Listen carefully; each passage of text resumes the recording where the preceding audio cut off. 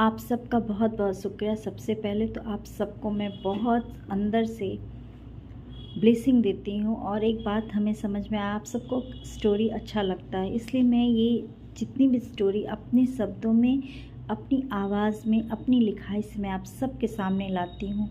और कंटेंट पर ध्यान रखती हूँ कि क्या आप सबको ये कहानी अच्छा लगेगा, क्योंकि मेरे बच्चे अच्छी कहानी ही सुनना चाहेंगे। तो मैं इस कहानी को, हर कहानी को मैं बनाती हूँ और आप सबके सामने लाती हूँ।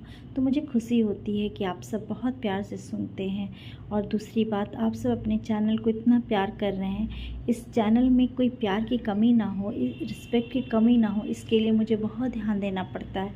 तो चलिए, आप सबका बिना समय लेते हुए मैं बहुत प्यार से आपको कहानी सुनाने जा रही हूँ। आप सब मेरे बहुत प्यारे बच्चे हो, इसलिए प्लीज़ आप सब बहुत ध्यान से सुनना।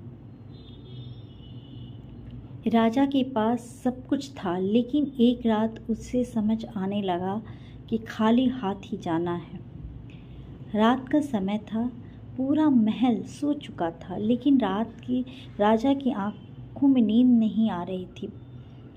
सोने से सजा महल था, असंख्य सैनिक थे, अथाह धन दौलत था। सब कुछ होते हुए भी उसका मन बहुत बेचैन था और वह बार बार एक ही बात सोच रहा था, जब एक दिन सब छोड़कर जाना ही है तो फिर मैं जीवन में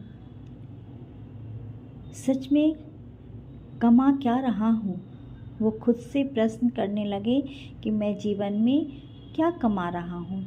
अगली सुबह राजा एक महान गुरु के पास पहुँचा। उसने विनम्र निवेदन किया और विनम्र होकर पूछा, गुरुदेव, धन तो मैं बहुत कमा रहा हूँ, लेकिन मन की शांति नहीं कमा पा रहा हूँ।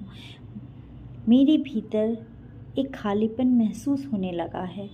गुरु मुस्कुराकर बोले और धीरे से बोले, बेटा, धन से महल बनते हैं, लेकिन धर्म, कर्म और दुआएं से जीवन बनता है।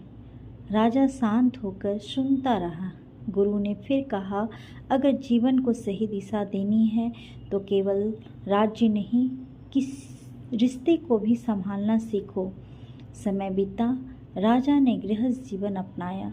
जब रानी उनके जीवन में आई तो महल में केवल खुशियां ही नहीं, चारों तरफ बरकत भी आने लगी। राजा का राज्य बढ़ता गया, सम्मान बढ़ता गया और राजा को पहली बार जीवन में अपनापन महसूस होने लगा। लेकिन एक दिन अचानक रानी बीमार पड़ गई। राजा ने सब कुछ लगा दिया, वैद्य, दवा, पूजा, लेकिन नियति को कुछ और ही मंजूर था। रानी इस दुनिया को छोड़कर चली गई। उस दिन पहली बार इतना शक्तिशाली राजा अंदर से टूट गया। अब उनकी दुनिया सिर्फ उनकी पुत्री रह गई। उनकी बेटी संस्कारों से भरी हुई थी। उनकी बातें मन को शांति देने लगती थी। एक दिन राजा ने कहा, बेटी, अब मैं तुम्हारा विवाह करना चाहता हूँ। बेटी मुस्कुराई और बहुत शांत स्वर में बोली, पिताजी, विवाह तो हो ही जाएगा, लेकिन क्या विवाह के बाद भी मैं पहले की तरह इस घर में आ सकूंगी? यह सुनकर राजा कुछ पल चुप रह गया, फिर उनकी आंखें नम हो गई। उसने बेटी का हाथ पकड़कर कहा, बेटी, घर बदलते हैं लेकिन अपने कभी नहीं बदलते। जहाँ तुम्हारे संस्कार होंगे वहीं तुम्हारा घर होगा।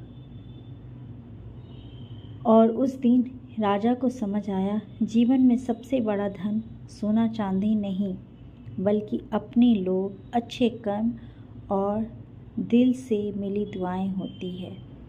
तो चलिए, आप सबकी दुआएं मुझे बहुत काम आती है और आप सब सचमुच मेरे अपने हो।